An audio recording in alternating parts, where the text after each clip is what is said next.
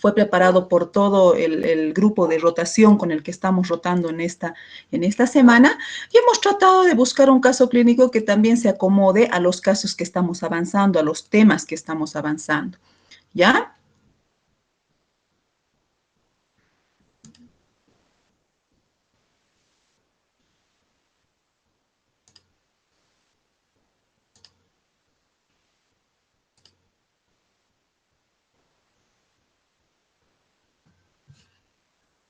Deme un segundito.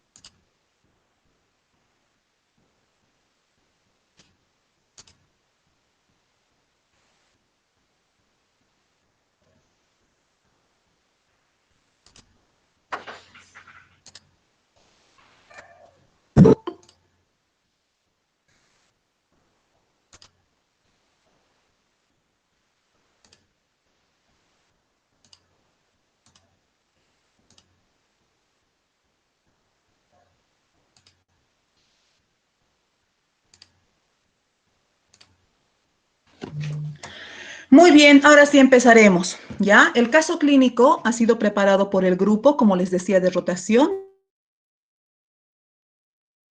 donde Joan Nicolás Torres Ramos, Franco David Mamani Velázquez, Yasmani Cipenina y Jordi Mamani Verdugués, ya bajo mi tutoría. ¿Ya? Yo trabajo en el Seguro Universitario y hacemos las prácticas también de pacientes del Seguro Social Universitario. Y justamente este caso clínico es de una paciente asegurada, ¿ya? Una paciente que pertenece al Seguro Social Universitario. Sin más preámbulo, empecemos, por favor. Como podrán ver en la presentación, tenemos una paciente que ingresó en fecha 13 de agosto del año 2019 a las 1:30 de la mañana. Es una paciente de sexo femenino que tiene 20 años de edad. ¿Ya? Indica un cuadro clínico de más o menos 12 horas, aunque analizando después nos dimos cuenta que era mucho más tiempo, pero en la historia clínica está descrita como tal, ¿no? 2 horas de evolución, caracterizado por presentar dificultad respiratoria, escalofríos, alzas térmicas no cuantificadas, dolor abdominal difuso de intensidad moderada, acompañada de deposiciones líquidas. Esa fue la valoración inicial a la paciente, lo que inicialmente se dijo. Indagando un poquitito más, no apenas llegó la paciente, sino en los siguientes minutos, en la siguiente hora, podemos observar que la paciente tenía otros antecedentes. La paciente tenía el antecedente de haber tenido una pérdida provocada de un embarazo. No, la paciente nos dice que se encontraba embarazada y que 2 semanas antes había acudido a un hospital, a un centro de salud, no sé si es un centro de salud, sino un centro médico, donde le habían provocado un aborto, ¿no? Posteriormente a eso, la paciente empezó a sentir estos síntomas de forma insidiosa, pero por motivos familiares, ya que los familiares desconocían lo que había ocurrido, bueno, pues la paciente decidió no avisar y no acudir al hospital de forma oportuna. Por supuesto, este cuadro clínico empeoró las últimas horas, los familiares se dieron cuenta y son los familiares quienes la traen a la paciente. Indica a la paciente que no sabe qué procedimiento le realizaron, pero sabe que fue un procedimiento de tipo instrumental, ya han utilizado algo para hacerle, no solo ha tomado tabletas, ha estado, según ella, internada por el lapso de 3 a 4 horas y posteriormente se ha ido a su domicilio. Indica haber tomado antibióticos o medicamentos, pero no nos sabe decir qué medicamentos ha tomado y tampoco nos indica dónde se realizó el tipo de procedimiento. Cuando ingresa la paciente, ingresa en muy mal estado general, está consciente y orientada, pero es taquicárdica, ¿no? Tiene una frecuencia cardíaca, un pulso de 144 por minuto, una frecuencia respiratoria de 38 respiraciones por minuto, temperatura de 38 grados, con una saturación del 92% y una presión arterial de 96/31. Las pieles y las mucosas, hay palidez y hay sequedad. Dentro del cardiopulmonar, ruidos cardíacos rítmicos regulares, solamente la taquicardia, ¿no? En el abdomen hay distensión, hay ruidos siderosos positivos, pero muy hipoactivos, está depresible, doloroso a la palpación, signo de Bloomberg negativo. Yo traspolo todo lo que dice la historia clínica, ¿no? Como que no coincide con los hallazgos, ya lo van a ver ustedes, pero está descrito así. Los casos clínicos son justamente para encontrar, ¿no?, las cosas buenas de la atención y las cosas malas de la atención. Y también es una crítica constructiva a la historia clínica, ¿no? La historia clínica muchas veces está realizada por los internos, por los médicos residentes y después a veces y a veces no, revisadas por el médico tratante, ¿no? Entonces hay cosas que tienen que concordar, ¿no? En la historia decía signo de Bloomberg negativo. En los genitales, forma y aspecto normal, se evidencia flujo amarillento fétido abundante, al tacto bimanual un útero de más o menos 8 por 6 centímetros, cervix doloroso la movilización, anexos libres y también muy dolorosos. En el tacto hay una vagina de paredes elásticas, cervix posterior reblandecido, dehiscente a pulpejo de dedo, ¿no? Inmediatamente se le solicitan laboratorios que nos indica hemoglobina de 4.6, un hematocrito de 13, los glóbulos blancos de 2090, las plaquetas de 743.000, unos glóbulos blancos de 19.230 a expensas de los neumocitos de un 89%. Una glucosa de 125 miligramos por decilitro, la creatinina de 0.8 miligramos por decilitro, el TP de 13.4 segundos con un INR de 1.22. Proteínas total 5.5, albúmina 2.5 gramos por decilitro, se le repite una fracción beta, se le realiza una fracción beta que nos indica positivo, ¿no? Entonces, ¿qué significa positivo? ¿No? De que o persiste embarazada o persisten restos de la gestación, ¿no? Se pide por ese motivo, ¿no? Pese a que la paciente te haya dicho que ha estado y se ha hecho el procedimiento, tú no sabes, ¿no?, cómo ha terminado ni en qué va. Entonces, por eso se solicita la fracción beta, ¿no?, para confirmar si existen todavía hormonas del embarazo a consecuencia de un feto o un embrión o a consecuencia de restos ovulares, ¿no? Se les realiza una gasometría que nos indica una alcalosis respiratoria, una acidosis metabólica no compensada, una ecografía transvaginal que nos indica líquido libre en moderada cantidad, periepático, plenisplénico, interasas, líquido abundante en fondo de saco de Douglas, aparente hemático, pero en la ecografía no te puede decir el origen, ¿no? Todo te dice líquido, ¿no? Y aparentemente encuentra una pequeña solución de continuidad de la serosuterina en el fondo uterino, ¿no?, que sugestiona una perforación uterina, ¿no? Entonces, con todo esto, los diagnósticos de ingresos son gestas 1, abortos 1. Cabe recalcar que la paciente indica que es la primera vez que estaba embarazada, nos da un último periodo del 21 de mayo del mismo año, con lo cual te da a pensar que tuviera un embarazo que hubiera estado embarazada de unas 11 a 12 semanas y que el aborto se lo hubiera realizado más o menos a las 10 semanas, ¿no? Aborto séptico provocado, shock séptico por la clínica, anemia severa, perforación uterina interrogada y alto riesgo obstétrico. ¿Qué hacemos con la paciente? ¿No? Se hacen las siguientes interconsultas de ingreso, ¿no? Una de las primeras es a la unidad de terapia intensiva, donde se la transfiere a la paciente después de haber completado sus laboratorios, ahora 0315 del mismo día. Terapia intensiva le inicia terapia respiratoria con oxígeno, soluciones endovenosas, Ringer lactato, solución fisiológica, le inicia noradrenalina además, porque la paciente ya empezó a recibir soluciones en esas 2 horas que estuvo en la emergencia, ¿no? Y pese a eso no tuvo una respuesta adecuada a la presión. Por lo tanto, se le inicia noradrenalina, ¿no? Y es manejo de terapia intensiva. Los medicamentos se inicia ceftriaxona, metronidazol como antibióticos, metoclopramida, ¿no?, metamizol, ranitidina y gluconato de calcio también. Se hace la valoración por el servicio de anestesiología para una valoración prequirúrgica. Indican transfundir mínimamente 3 concentrados de glóbulos rojos para poder ingresar a quirófano. Se hace una interconsulta también con el servicio de cirugía para que podamos tener un apoyo transoperatorio por la probable perforación también de algún órgano intraabdominal, ¿no? Entonces, todos esos servicios realizan las interconsultas. Se va estabilizando a la paciente en la unidad de terapia intensiva hasta que tiene los siguientes signos: presión de 120/66, un pulso de 113, frecuencia respiratoria de 32, temperatura de 37 y saturación de oxígeno de 98%. La paciente está en regular estado federal, está consciente, orientada. Se le toman laboratorios de control que indican hemoglobina de 9.2, hematocrito de 26 y glóbulos rojos de 3.560.000.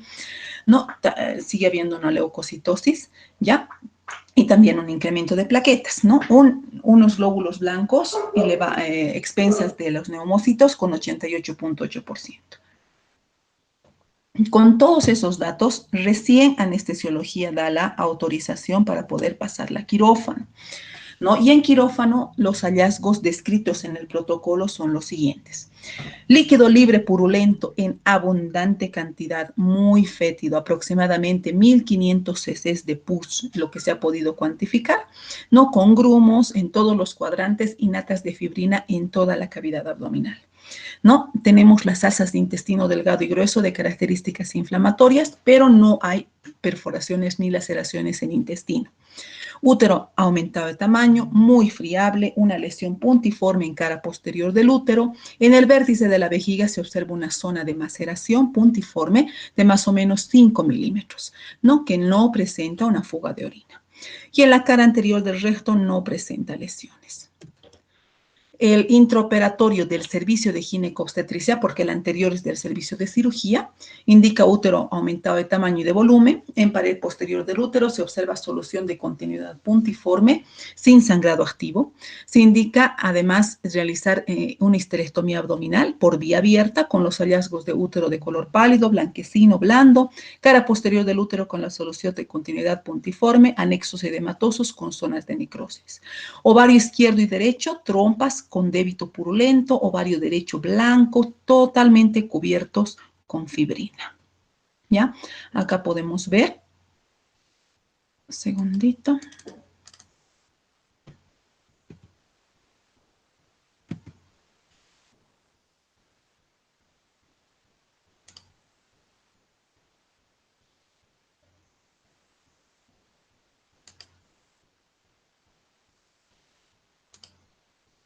El video, por supuesto, es bastante largo, no dura más de una hora.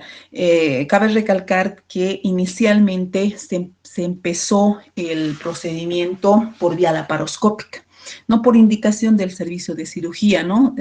Bueno, siempre hay a veces opiniones diferentes y el servicio de cirugía pues sugirió empezar por vía laparoscópica, ¿no? Pero después de los hallazgos se decidió pues convertir la cirugía, ¿no? Acá pueden ver, es la paciente de la fecha que les digo, ¿no? 13 de agosto del 2019, ¿no? Y entró con el diagnóstico de shock séptico, ¿no? Por un aborto incompleto, ¿no? Aborto séptico. No es el diagnóstico, ¿no? Siempre se hace esa valoración de la hoja para darnos cuenta de qué paciente pertenece y después podemos tener los hallazgos. Vamos a adelantarnos, ¿no? Por supuesto que vamos a adelantarnos para poder ver un poquitito cómo se encontraban los órganos intraabdominales y cómo se encontraban los órganos intrapélvicos. ¿No? Entonces ya al momento de ingreso, desde el momento que se ingresa, se observa abundante cantidad de líquido libre que ya nos mostraba la ecografía, ¿no? Solo que la ecografía no nos decía qué era. No podía ser sangre o podía ser líquido o pues, podía ser pus, ¿no? Entonces acá podemos observar, ¿no? Aquí está, por ejemplo, ¿no? Esta es la cavidad pélvica, ¿no? Entonces miren la cantidad de líquido purulento que se encontraba en la cavidad pélvica. Como les digo, la cuantificación nos ha mostrado 1500 cc de líquido libre en cavidad abdominal, ¿no? Abundante cantidad de líquido y como verán, este no es el color normal de los órganos intrapélvicos ni intraabdominales, ¿no? Normalmente deberían tener un color rosado, rojizo, según el órgano que tú estés observando. Pero en el caso de nuestra paciente, pues toda la cavidad pélvica abdominal se encontraba de color blanco, cubierta completamente con natas de fibrina, ¿no? Completamente. ¿No? Aquí están haciendo la evaluación. Más tarde, de la misma cirugía, podemos ver cómo van limpiando la fibrina. Ahorita solamente están haciendo una exploración y una aspiración del líquido, ¿no? Simplemente. Y después de esto, el cirujano se dedica a hacer la exploración de toda la cavidad abdominal, ¿no? Entonces, solamente el hecho de lavar y aspirar les ha tomado una hora y media, casi 2 horas a los cirujanos, ¿no?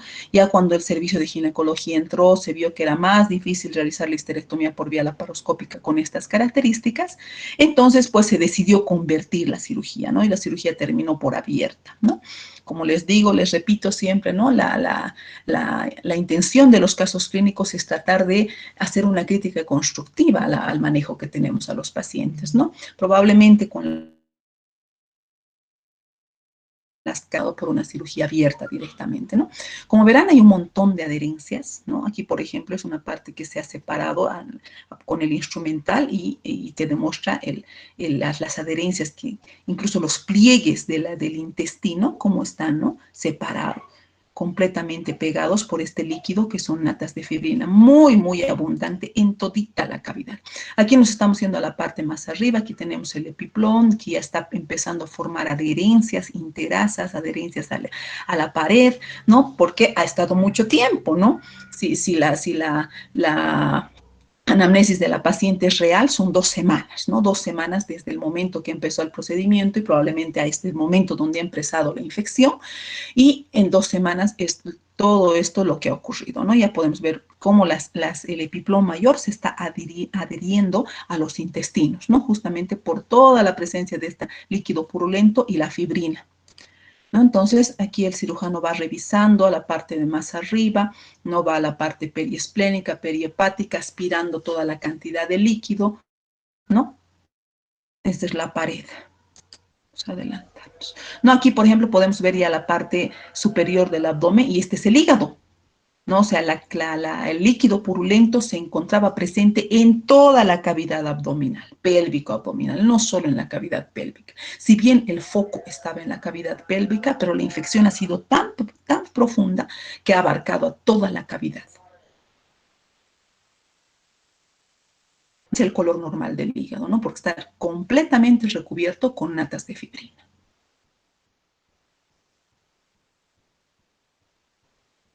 ¿No? Por supuesto que se coloca un poco de líquido para aspirar, ¿no? Pero se tuvo el cuidado de cuantificar la cantidad de líquido que ingresaba y la cantidad de líquido que se extraía. No se hizo una relación para saber cuánto de pus es lo que se ha retirado, ¿no? De la cavidad, y lo cual ha salido que es más o menos 1500 cc, ¿no? Verán cómo existen adherencias de toda la pared.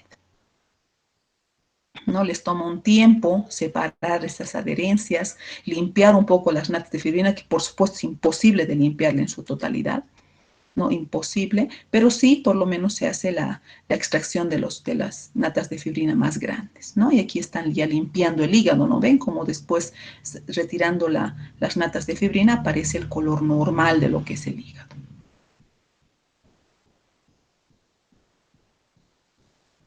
Es la cara posterior igual, ¿no? Completamente. Y tú colocas líquido y sigue saliendo la pus, sigue saliendo la pus, sigue saliendo, ¿no? Porque está en toda la cavidad.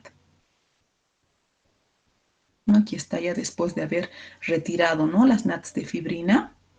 Van retirando, van tratando de limpiar. Y es ahí donde ya te queda una coloración normal, digamos, ¿no? De lo que es el hígado. Les comentaba a mis estudiantes de la práctica, ¿no? Que no es muy común ver en el seguro este tipo de pacientes, ¿no? Sé que es un poco más común en los hospitales del estado, a veces con otro tipo de poblaciones, ¿no? Pero sí nos ha tocado vivir este caso que ha sido bastante. Ahí ven cómo va separando, ¿no? Las natas de fibrina bastante.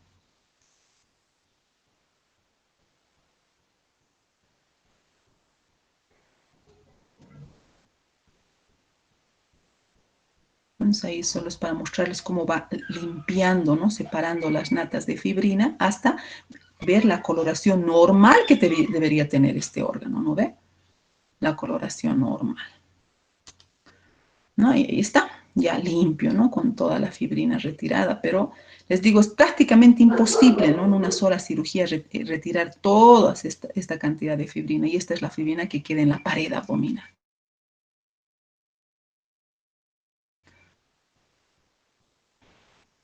¿No? Y se continúa con la limpieza de todos los lugares donde suelen acumularse más tejidos.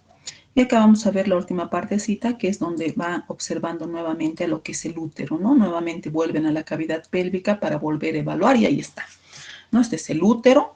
Ahí está la cara posterior del útero, donde aparentemente estaría la perforación uterina. Aquí está el ligamento redondo, el ligamento uterovárico, la trompa, ¿no? Todo en la cavidad pélvica, ¿no? Evaluando, y ahí es donde se decide y donde ingresa el servicio de ginecología y decide pues convertir la cirugía, ¿no?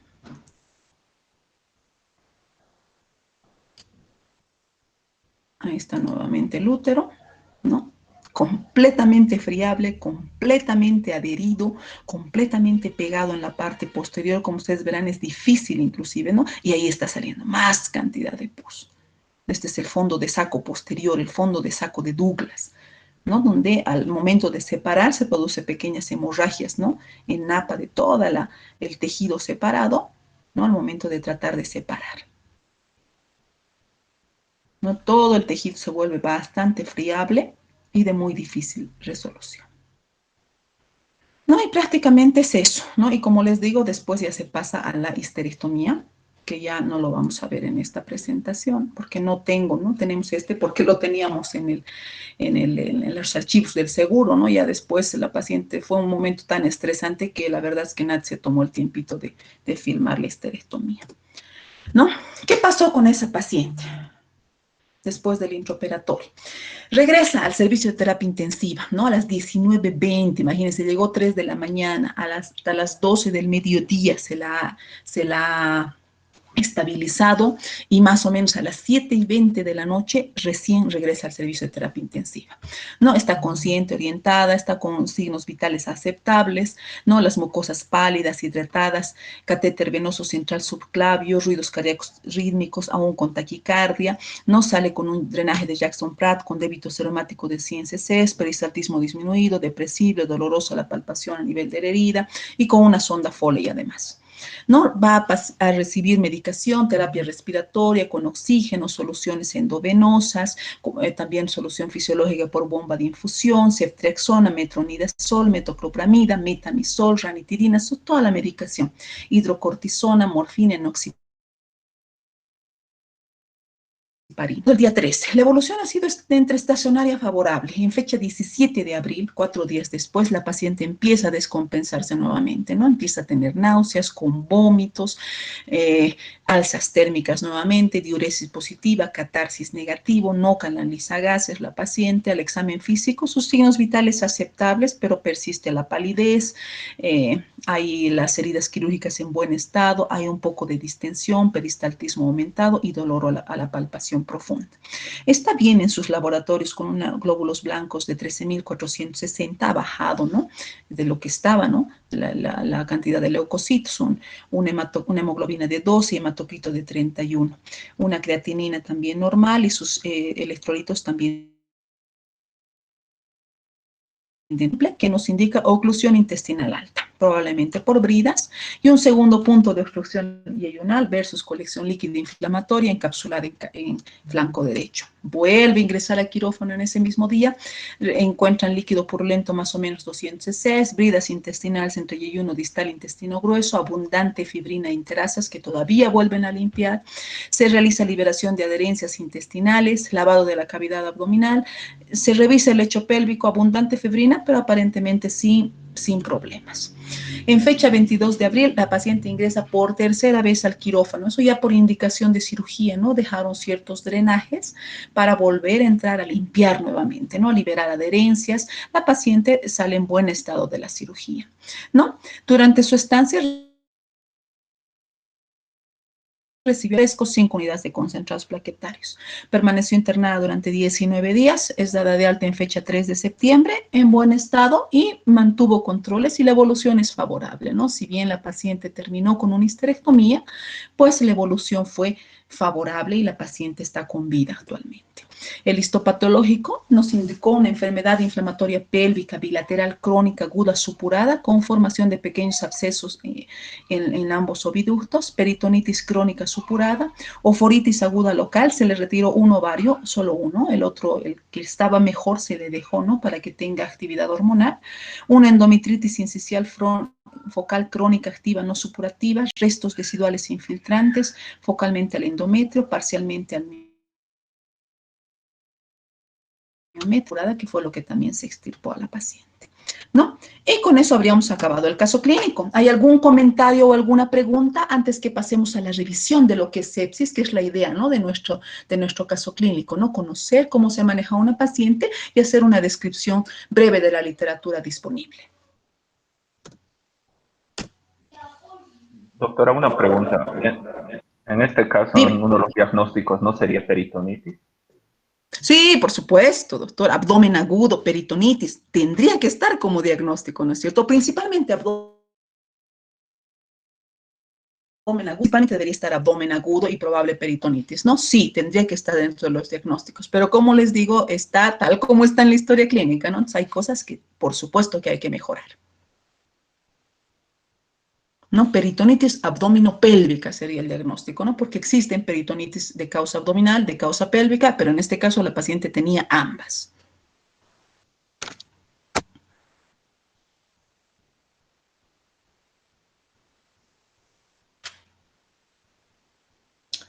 Un caso bastante interesante, ¿no? Y de una evolución un poco tórpida, pero al final favorable y lamentablemente, ¿no? Que se va viendo en estas pacientes que se van provocando los abortos en condiciones no salubres, ¿no? Pasaremos sin más espacio porque nos va a faltar el tiempo a la revisión del tema, lo cual han preparado sus compañeros. Vamos, doctores.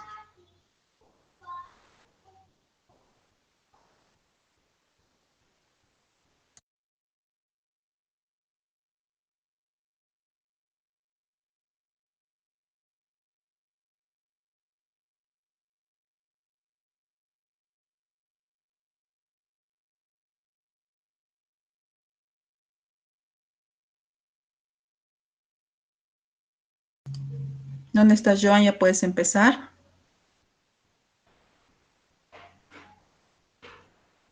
Un segundo, doctora. Muy bien.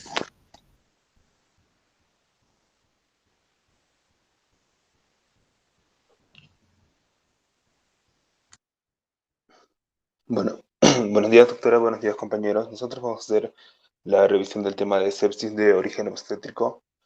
Es importante recalcar que la sepsis y el shock séptico son importantes problemas de salud y es importante recordar que la administración del tratamiento en las primeras horas, después de que se instaura la sepsis, en especial la sepsis grave y, y el shock séptico, puede desarrollar en el resultado final.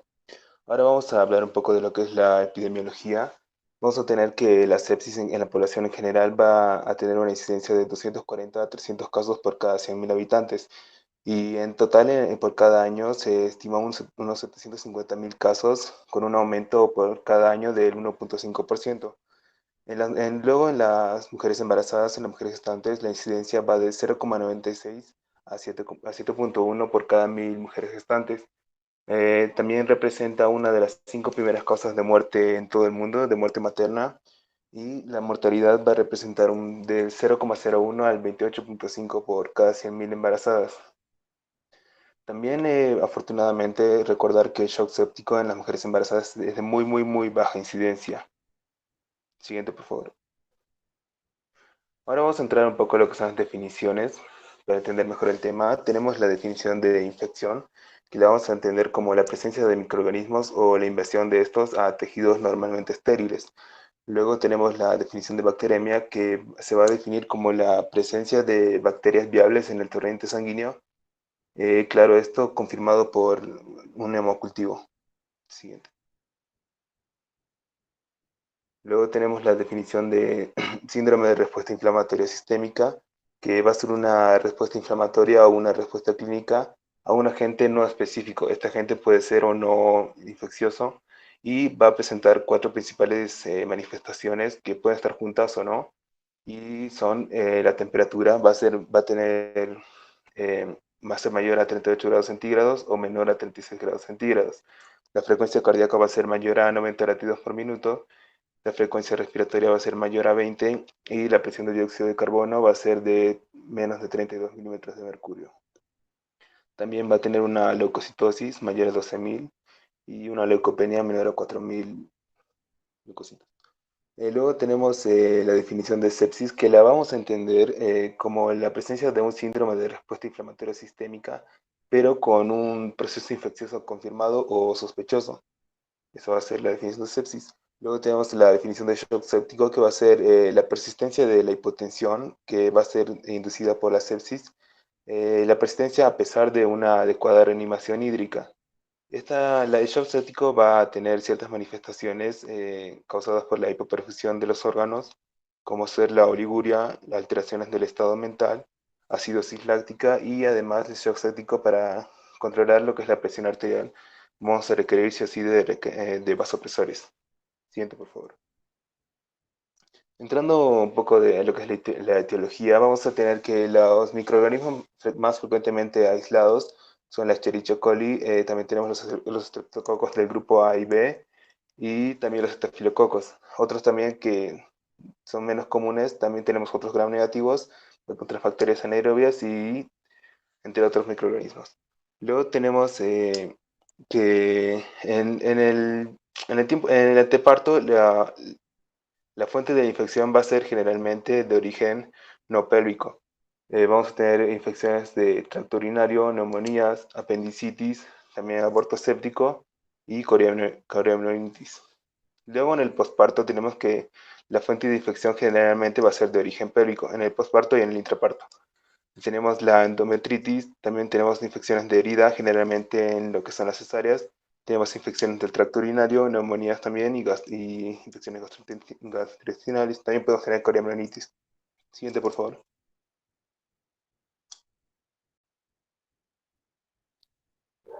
Ya, continuando con la parte de fisiopatología, de acuerdo al tema, podríamos decir que la sepsis es una patología muy compleja y no está entendida en su totalidad, mientras que la gravedad de la sepsis no solo está determinada por la virulencia del organismo, sino por un número de factores del huésped, incluyendo lo que serían los factores genéticos, podría ser el sitio de la infección y la presencia de condiciones de comorbilidad.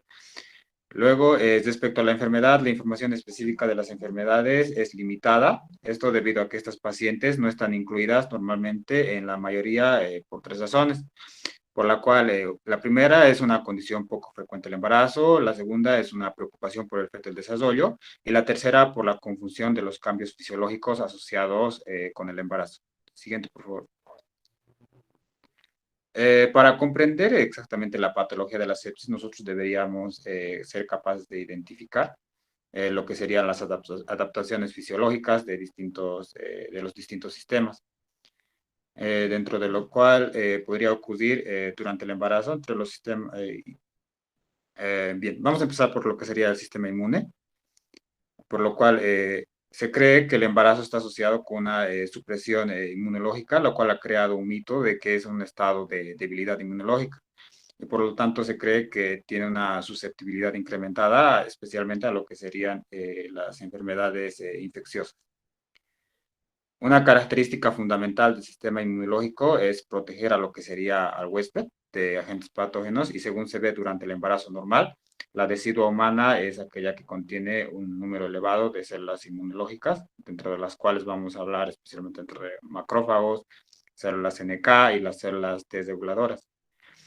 Bien, de acuerdo a eso, la presencia de células inmunológicas en el sitio de implantación no está asociada a una respuesta de cuerpo extraño, el cual sería el feto. Por el contrario, más bien han sido atraídas para facilitar y proteger el embarazo. Por lo tanto, el sistema inmune en el sitio de implantación no está suprimido, sino más bien está activo y además que está funcional y también cuidadosamente controlado. Es apropiado es referirse al embarazo como una condición inmune única, que está regulado pero no suprimido. Siguiente, por favor. Cuando hablamos del sistema cardiovascular, se les considera uno de los sistemas en el cual ocurren mayor cantidad de cambios fisiológicos más profundos en el embarazo, siendo este el más significativo el incremento del volumen sanguíneo que alcanza alrededor hasta 50%, el cual sería 1500 ml sobre los niveles progestacionales. También que otras variables del sistema cardiovascular también se modifican en mayor o podría ser en menor medida. También es importante tomar en consideración que la disminución de las resistencias vasculares sistémicas, sobre todo en las pacientes críticamente enfermas por sepsis, pueden estar ocasionadas secundariamente por endotoxinas.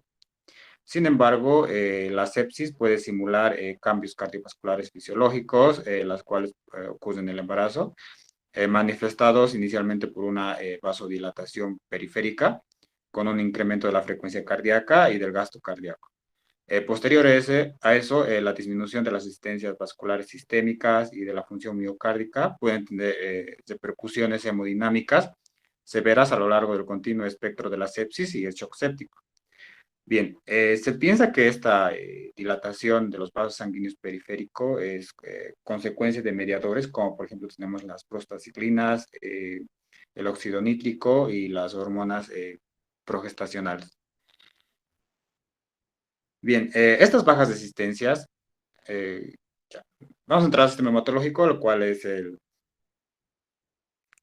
durante el embarazo cambia, obviamente, esto se debe debido a para cumplir lo que serían las demandas del feto, lo que sería durante el desarrollo y la placenta.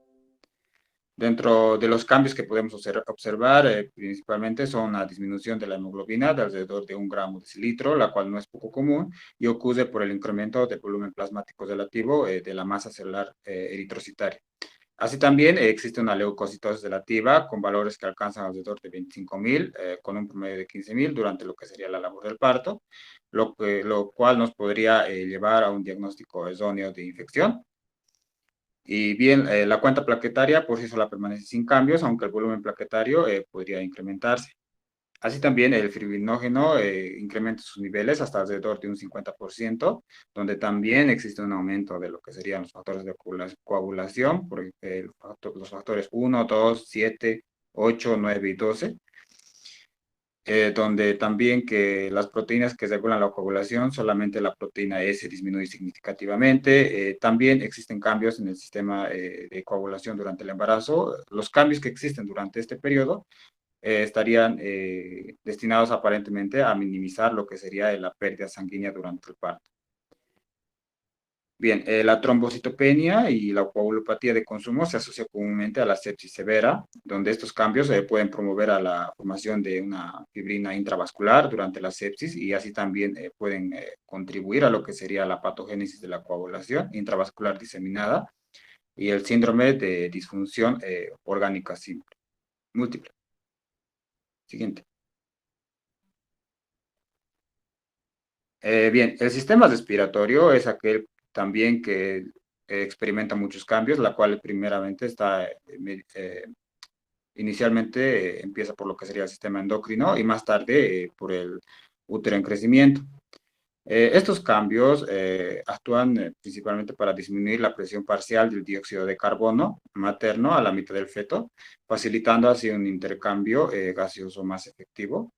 Y a medida que el embarazo llega a progresar, el útero se expande hacia arriba y cambia lo que sería la forma del tórax y también las costillas inferiores se desplazan por un incremento de lo que sería la laxitud, la cual esta última se debe especialmente a la influencia de lo que sería la progesterona. Así también el volumen de ventilación pulmonar, el volumen ventilatorio por minuto y la captación de oxígeno por minuto aumentan y la capacidad funcional residual y el volumen residual de aire están disminuidos.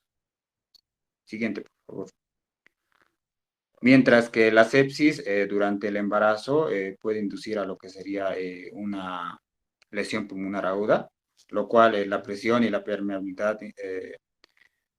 incrementada en la microvasculatura pulmonar y la liberación de mediadores inflamatorios pueden promover a lo que sería una acumulación de agua extravascular en los pulmones, lo cual pueden agravarse, esto debido a que el embarazo disminuye lo que sería la presión coloidosmótica y puede facilitar el desarrollo de edema y la disminución de lo que sería la distensión pulmonar, donde por último nos llevaría a lo que sería una hipoxemia. Esto debido a una vasoconstricción hipóxica pulmonar, lo cual conlleva a la falla pulmonar y el síndrome de lo que sería el síndrome de distrés respiratorio. Una vez que se desarrolla el distrés respiratorio agudo en la gestante, la mortalidad llega aproximadamente de un 30 a 60%, donde las infecciones más comunes que podríamos determinar que causan sepsis y distrés respiratorios, encontramos lo que serían la neumonía y la aspiración y la corioamnionitis. Siguiente, por favor. Dentro del sistema urinario también existen cambios, así también funcionales y estructurales, donde los riñones aumentan su longitud del incremento en el volumen sanguíneo. De la misma manera, las pelvis renales, los cálices y los uréteres aumentan su tamaño en respuesta a lo que serían los crecientes niveles de progesterona. El flujo plasmático renal y la tasa de filtración glomerular se incrementan en el embarazo temprano. mientras que el útero en crecimiento también contribuye a lo que sería una hidronefrosis leve a moderada, lo cual se observa durante el embarazo y ocasiona una éxtasis urinaria y una predisposición a lo que serían las infecciones. En las pacientes embarazadas con sepsis existe la necrosis tubular aguda o ocurre o se desarrolla debido a la lesión isquémica de perfusión inducida por una hipoperfusión, lo cual también se podría deber a una vasoconstricción causada por el incremento del tono simpático y la actividad de la angiotensina y la lesión de las células renales mediadas por citoquinas. Siguiente. En el sistema gastrointestinal no existe muchos cambios, sino que hay un aumento en el tiempo del vaciado gástrico y se incrementa el riesgo de aspiración y la albúmina declina alrededor de un 25 a 30%. Esto se debe especialmente al incremento del volumen plasmático. Y así también existe un aumento de lo que sería la fosfatasa alcalina, la cual puede elevar la producción placentaria y no indica especialmente una obstrucción hepática. También hay cambios inducidos por la bilis, las cuales predisponen a estos pacientes a que lleguen a tener colelitiasis. Y durante la sepsis existe una producción incontrolable existe una producción incontrolable de citoquinas proinflamatorias por parte de las células de Kupffer, las cuales van a estar reclutadas por la isquemia y estimuladas especialmente por las endotoxinas, las cuales nos pueden llevar a una hiperbilirubinemia y una colestasis y posterior ictericia. A nivel de la mucosa gastrointestinal, podríamos hablar que se incrementa la permeabilidad de la mucosa, puede haber, debido a la hipoperfusión, ocasiona una lesión y también se desarrolla una atrofia, ocurre una translocación bacteriana y también que las endotoxinas bacterianas causan una liberación de citoquinas y una infucación de lo que sería la sepsis. Siguiente. Bueno, continuando con la exposición, vamos a hablar ahora sobre la sintomatología y diagnóstico. La sepsis debería tener ciertos criterios. Se van a ver diferentes variables en su sintomatología, ya sea desde variables generales, variables inflamatorios, variables hemodinámicas, variables de perfusión tisular o disfunción de órganos. En las variables generales se encuentra la fiebre, que va a estar mayor a 38 grados, una hipotermia, una frecuencia cardíaca mayor a 90 por minuto, una taquicardia, una alteración del estado mental, edema significativo, un balance hídrico positivo, una hiperglicemia a pesar de que el paciente no puede llegar a tener el diagnóstico de diabetes. Siguiente, por favor. También pueden ver las variables inflamatorias, donde el cual va a haber una leucocitosis, que generalmente se presenta una leucopenia, una proteína C reactiva elevada y una procalcitonina elevada. También están las variables hemodinámicas, que va a tener una hipotensión arterial. Siguiente, por favor. En la disfunción de órganos va a haber una hipoxia aérea, oliguria aguda, creatinina elevada, hiperbilirrubinemia, trombocitopenia, y en la parte del ilion va a haber ausencia de ruidos intestinales. En las variables de perfusión tisular va a haber una hiperlactemia. En los criterios de sepsis severa, esta va a ser inducida por una hipoperfusión tisular o una disfunción de órganos que va a ser inducida por una hipotensión.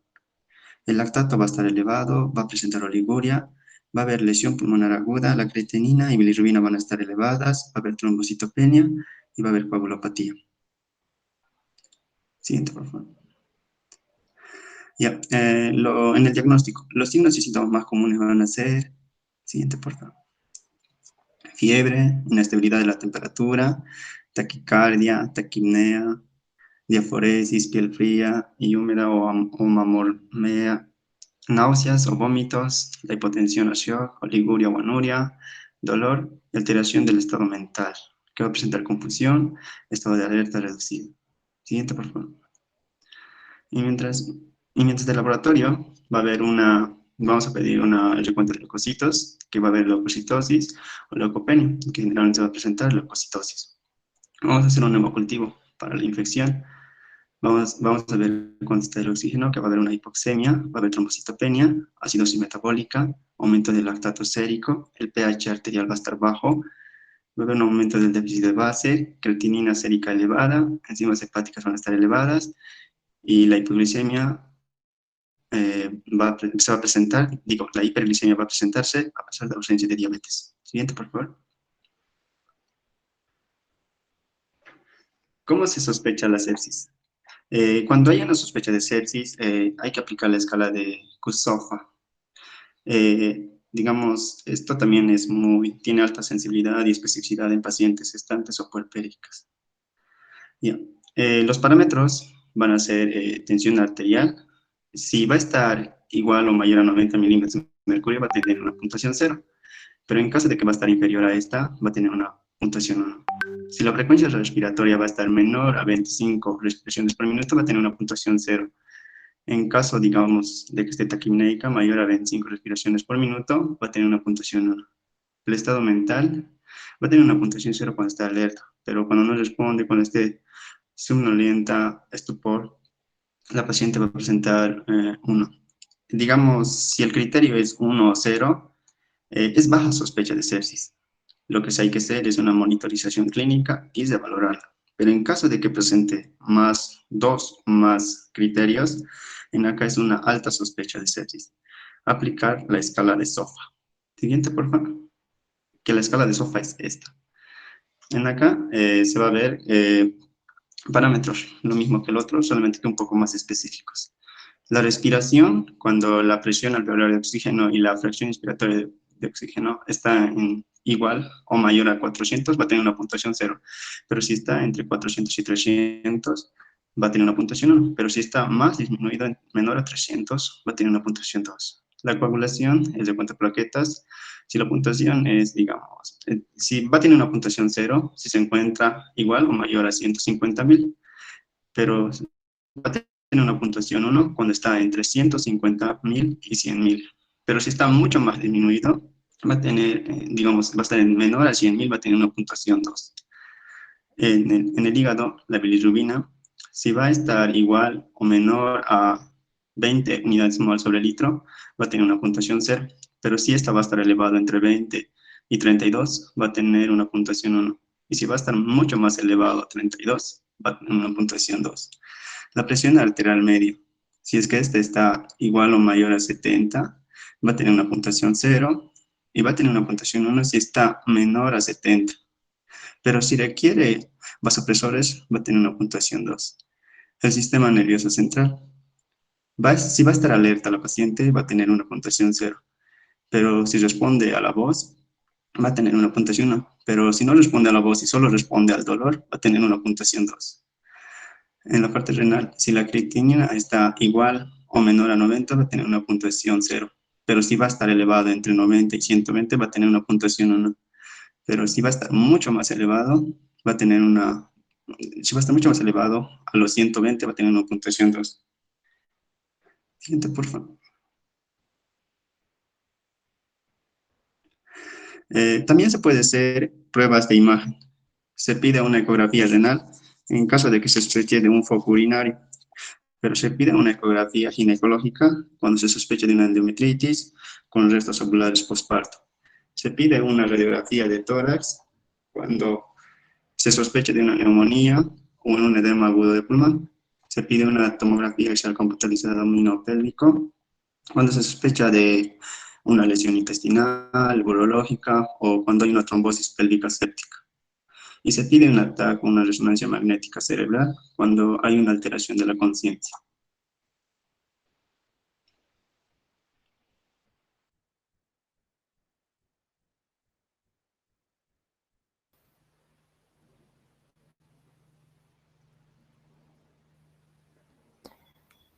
Bien, continuando con el manejo del paciente con sepsis o choque séptico, se ha propuesto en las guías de la campaña Sobreviviendo a la sepsis que el tratamiento de este padecimiento se debe organizar en 2 conjuntos de acciones. El inicial se debe completar dentro de las primeras 6 horas desde el inicio de la atención del paciente y el segundo conjunto se lleva a cabo dentro de la unidad de cuidados intensivos. Y las guías que presenta la campaña Sobreviviendo a la Sepsis son recomendaciones que están clasificadas generalmente por grados. También es importante tener en cuenta que la detección temprana de la sepsis, así como una intervención oportuna, pueden mejorar el pronóstico y la supervivencia en la sepsis y el choque séptico. Además de considerar que la mayoría de estos pacientes requieren ingreso en la unidad de cuidados intensivos. Los objetivos principales en el tratamiento de la paciente obstétrica séptica no son diferentes a los de otros pacientes. Estos incluyen reconocer de forma temprana el proceso infeccioso grave, una reanimación hídrica adecuada, el tratamiento de soporte vital, tratar el foco infeccioso y la vigilancia de la condición del feto. En este caso, se recomienda tomar en cuenta las guías señaladas de la campaña Sobreviviendo a la Sepsis, adecuadas para la reanimación de pacientes obstétricas con sepsis y también las guías del Colegio Real de Obstetras y Ginecólogos.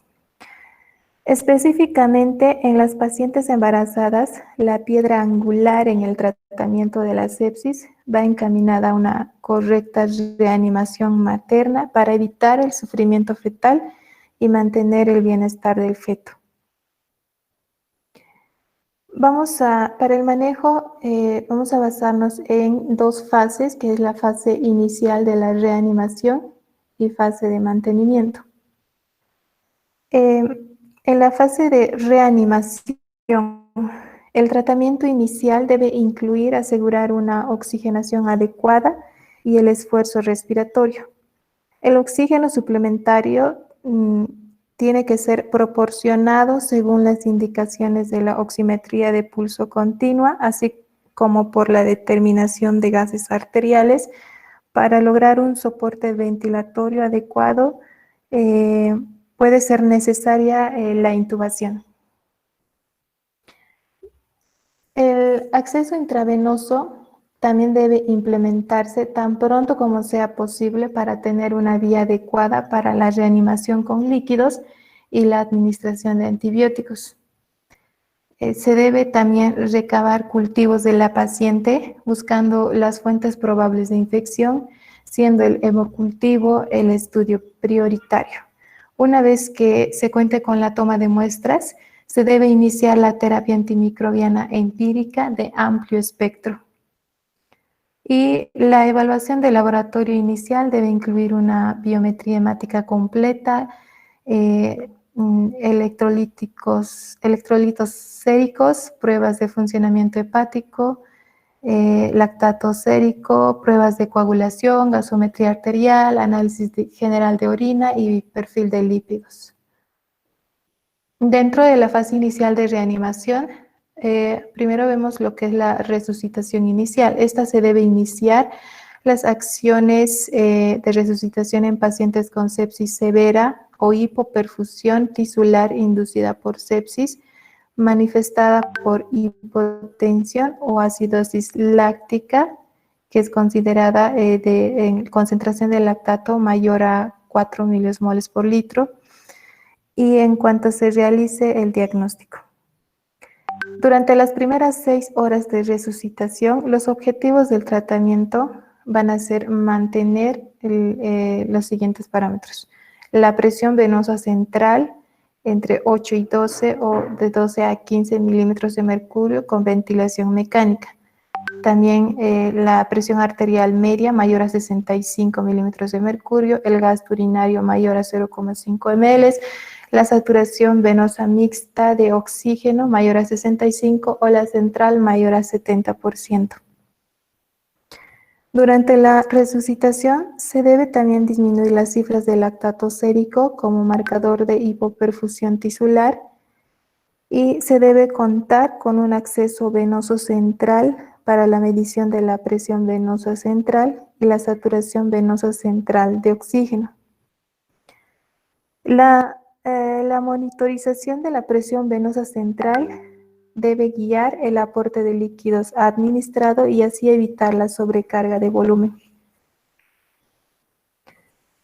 En los pacientes con sepsis grave o choque séptico, se debe realizar reanimación con líquidos durante la primera hora de tratamiento con soluciones cristaloides, inicialmente un bolo de 30 ml o de 500 a 1000 ml para mejorar la precarga, postcarga y contractibilidad cardíaca. También se debe continuar la administración de líquidos cristaloides de acuerdo con la monitorización de los signos vitales maternos, oximetría de pulso, monitoreo hemodinámico central y de la diuresis. Se debe vigilar también el riesgo del desarrollo del edema pulmonar y las soluciones coloides no parecen ser superiores a los cristaloides, pero hay que tratar de evitar el exceso de agua libre. Respecto a la terapia con líquidos en sepsis, se recomienda las soluciones cristaloides como el líquido de elección inicial en la resucitación en la sepsis severa y choque séptico. Está contraindicado el uso de coloides y también se sugiere el uso de albúmina en la resucitación inicial con líquidos cuando los pacientes requieren cantidades considerables de cristaloides. Se recomienda el reto inicial de líquidos en pacientes con hipoperfusión tisular inducida por sepsis con una dosis de 30 ml por kilogramo de solución cristaloide. Se recomienda que la técnica de resucitación inicial con la administración de líquidos se continúe siempre que exista mejoría del estado hemodinámico, ya sea basada en cambios de las variables dinámicas como presión de pulso o variación de volúmenes sistólicos o en algunas variables estáticas como la presión arterial o frecuencia cardíaca. Cuando la reanimación con líquidos falla y la paciente sigue con hipotensión, se debe iniciar la terapia con vasopresores. El objetivo de esta medida es restaurar la perfusión tisular efectiva y normalizar el metabolismo celular. Respecto a los vasopresores, se recomienda iniciar terapia con vasopresores para alcanzar una presión arterial mayor a 65 milímetros de mercurio cuando ha fallado la terapia de reanimación con líquidos cristaloides. Se recomienda la noradrenalina como el vasopresor de primera elección. La vasopresina a dosis bajas no se recomienda como único vasopresor inicial en el tratamiento de la hipotensión inducida por sepsis. Se debe reservar dosis de vasopresina superiores a 0,03 a 0,04 unidades por minuto para un tratamiento de rescate, cuando no se logre una tensión arterial adecuada con otros agentes vasopresores. Se sugiere también que la dopamina como un agente vasopresor alternativo a la noradrenalina solo en pacientes seleccionados, por ejemplo, pacientes con bajo riesgo de taquiarritmias o bien que cursan con bradicardia absoluta o relativa. Y se recomienda que las dosis bajas de dopamina no se utilicen para protección renal. También es importante recalcar que la noradrenalina produce disminución de los niveles de lactato y se asocia a la mejoría en la uresis horaria.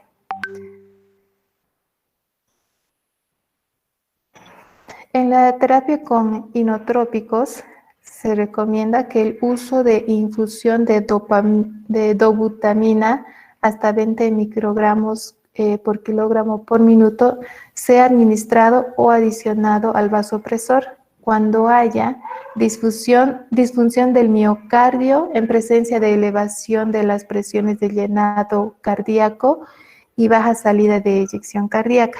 También cuando haya signos de hipoperfusión a pesar de alcanzar un volumen intravascular adecuado y adecuada presión arterial. Y también cuando no se recomienda el uso de de dobutamina como estrategia para incrementar el índice de gasto cardíaco. Y respecto al diagnóstico, es importante obtener cultivos antes de la terapia antimicrobiana en 45 minutos. El volumen de extracción de sangre debe ser menor a 10 ml. El tratamiento con antibióticos, las infecciones en pacientes obstétricas tienden a ser polimicrobianas y muchos de estos microorganismos son parte de la flora vaginal normal. Los microorganismos más frecuentes incluyen los Streptococcus del grupo A, B y G, la E. coli, Proteus, Klebsiella, Staphylococcus aureus, Enterococcus faecalis, Bacteroides fragilis y Peptostreptococcus. Cualquier tratamiento antimicrobiano elegido debe proveer cobertura de amplio espectro de bacterias gram positivas, gram negativas y anaerobios. El antibiótico que va a ser indicado puede ser cambiado una vez que se cuente con los resultados de cultivos y del antibiograma. Aunque el flujo plasmático renal y la tasa de filtración glomerular se aumenta en el embarazo, durante la sepsis estos parámetros se ven afectados.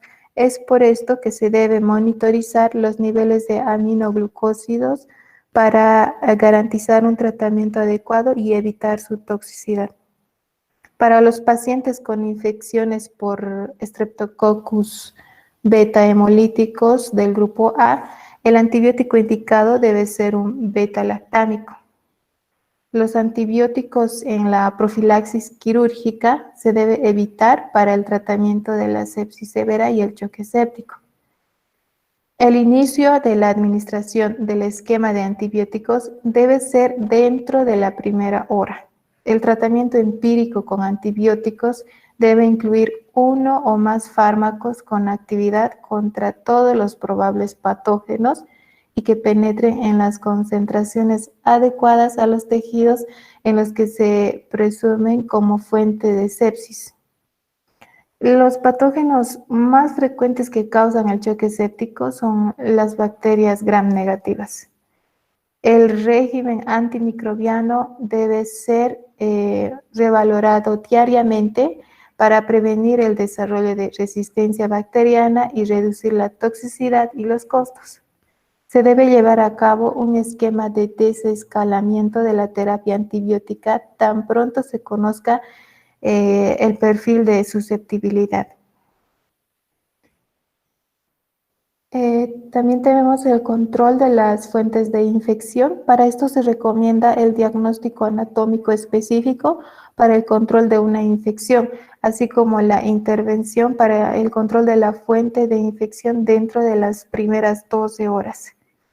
Se recomienda también utilizar la vía quirúrgica percutánea para el drenaje de fuentes de infección.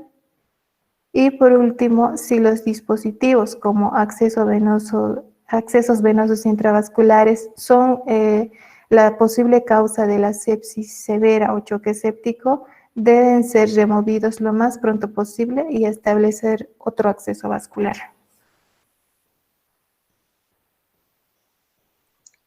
Bien, una vez que la fase de reanimación inicial se ha completado, se debe iniciar lo que es la fase de mantenimiento. Las estrategias u objetivos de esta fase son el control de la glicemia, la evaluación del uso de corticosteroides, la transfusión de paquete globular, una reevaluación de los cultivos y del estado clínico, esto para ajustar o reducir lo que sería la terapia con antibióticos, y la profilaxis también tromboembólica, ajustes de los parámetros del ventilador en pacientes intubados para limitar a largo plazo una lesión pulmonar y la evaluación también, ¿no?, del estado nutricional. Voy a ir desarrollando todos estos puntos. Siguiente, por favor.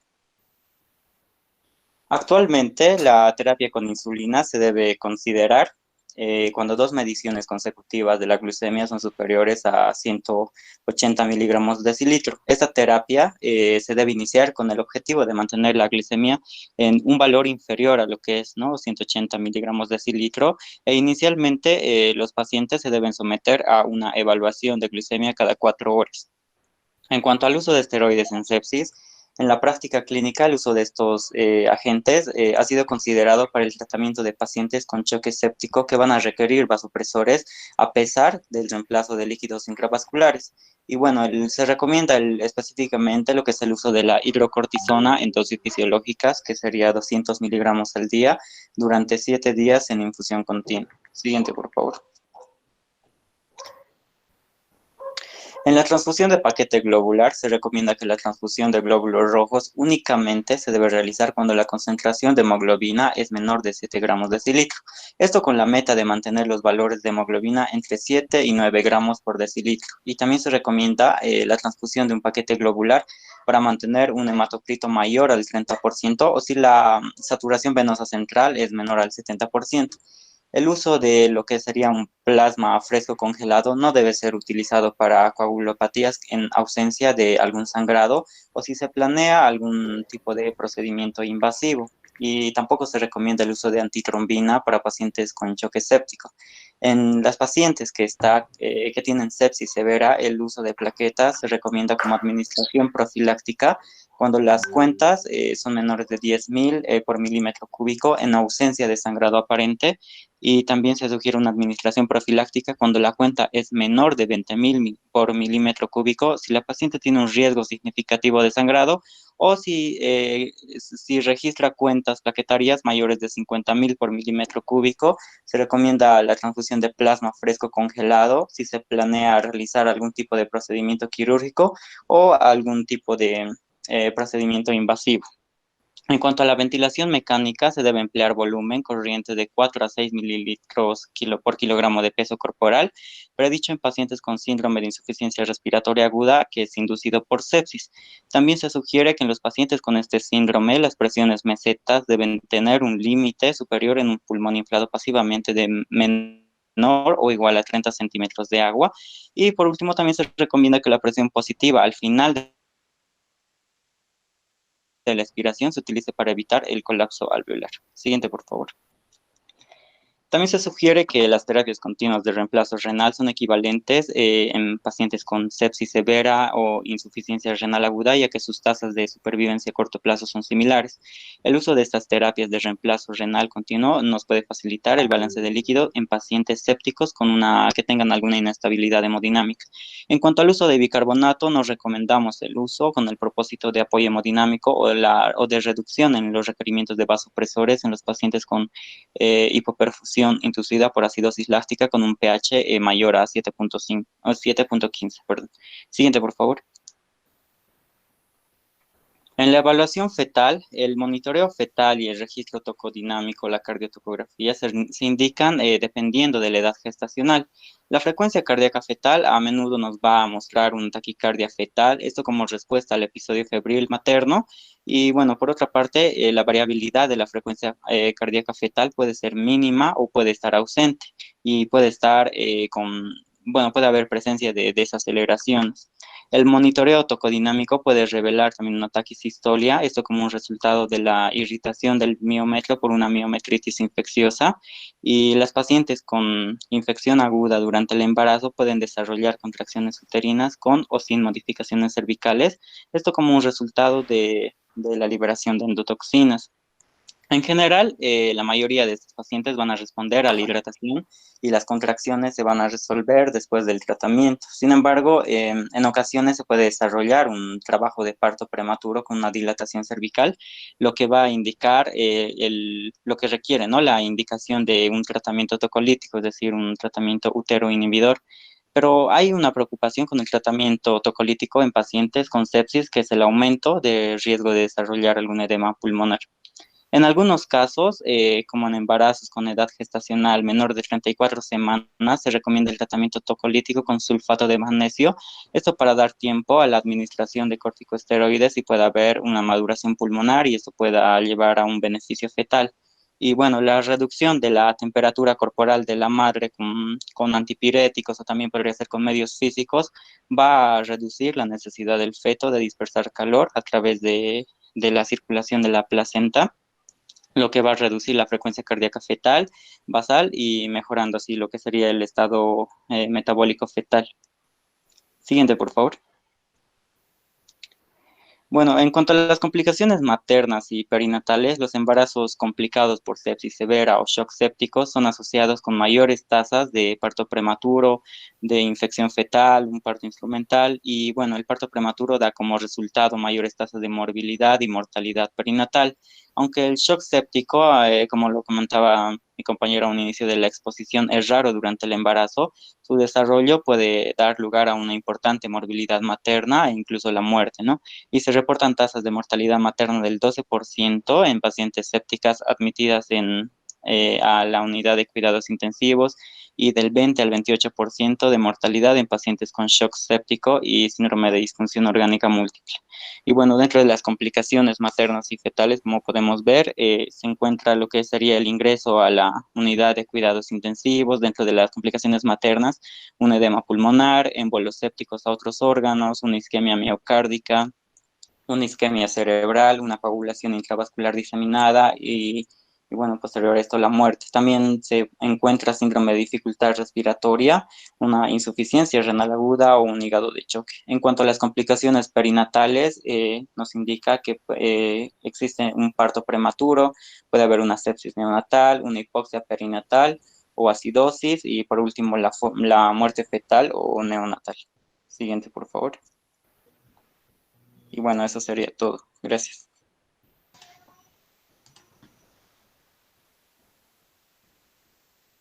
Es un tema que es bastante difícil, pues, de resumir, ¿no? Es un tema bastante grande, bastante complicado. Hemos tratado de hacer un pequeño resumen de la literatura en relación al caso clínico que hemos tenido. Ya no sé si tienen alguna duda o alguna consulta. Sé que ya nos hemos pasado de tiempo, pero estoy dispuesta a responder alguna consulta del auditorio antes de terminar con nuestra actividad. Doctora, buenos días, buenas Hola, tardes, Gladys. doctora. Leí en algún lado que en el manejo había una operativización de algunas, o sea, del manejo, ¿no? Y se activaba un código amarillo en este tipo de Sí, situaciones. sí, sí, sí. ¿Ya tenemos eso? Por supuesto, no entra en nuestra presentación porque es algo más, no íbamos a entrar. El código amarillo es lo mismo que el código rojo. Ustedes han visto el código rojo en obstetricia, con algunos grupos hemos repasado el código rojo, que te indica el accionar de todo el hospital o de todo el servicio de emergencias ante la presencia de una paciente con hemorragia.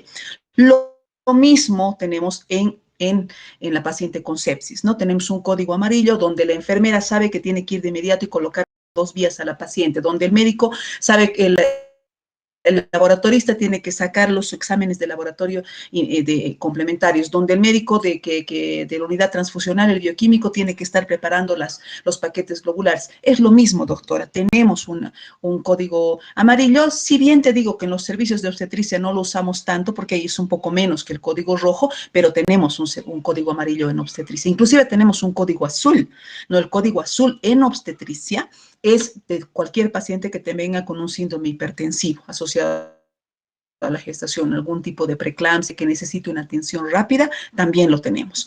Como te digo, si bien el código rojo es el más utilizado, pero tenemos los otros 2 códigos en obstetricia.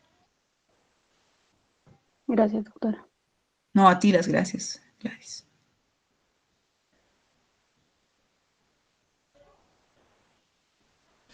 Muy bien, doctores, les agradezco a todos por su participación. Nos ha tomado un buen tiempito, espero que les sirva. Saben que esto también entra dentro del temario del examen, por favor, tómenlo en cuenta. Y además no solo por el examen, sino porque la sepsis obstétrica es la segunda causa de mortalidad materna, ¿no? Entonces, tómenlo en cuenta para poder atender a una paciente cuando se les presente. Muchas gracias a todos por su presencia. No se olviden de colocar su nombre en los comentarios y muchas gracias. Gracias, doctora. A ustedes, gracias. Gracias, doctora.